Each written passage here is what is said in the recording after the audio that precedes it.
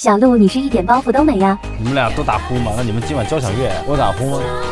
真假的？模仿一下啊！惊了！你这不是豪猪吗？我选贺哥原因还有一点，他睡觉晚，所以我可能他喜欢看会儿视频再睡。那会儿我可能睡着了没关系，但你睡觉太快了，我噌就睡着了。你是手里看着视频，完了你睡着了，然后你知道我怎么知道你睡着了吗？我以为你在看，你是有声儿，但是你有声儿突然。